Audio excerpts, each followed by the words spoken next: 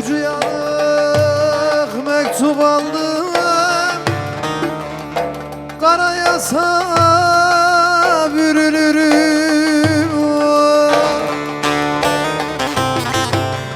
Türlü hayallere daldım, seni bilmem ben ölürüm. Garip gönlüm sana mihman, hasretine dayanamam.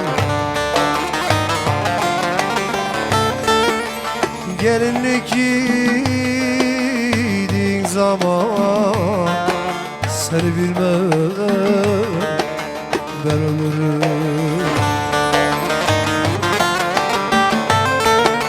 Garip gönlüm sana mihman, hasretine dayanamam. Ellerin olduğum zaman seni bilmem ben ölürüm.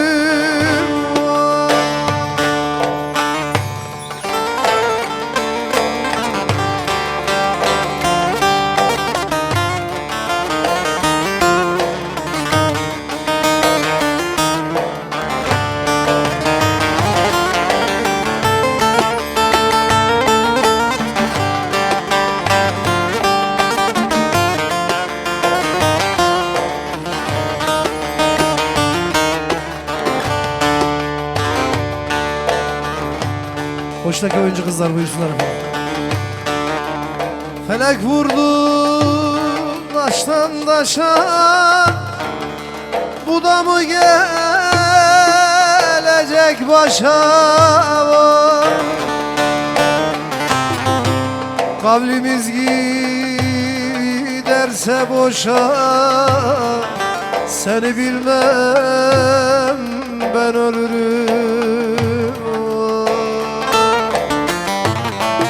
Garip gönlüm sana mihman, hasretine dayanamam.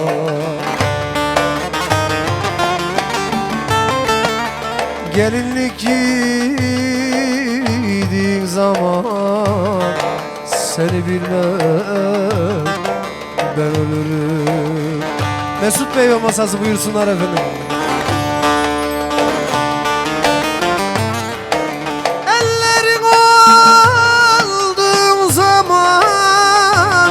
Seni bilmem ben ölürüm.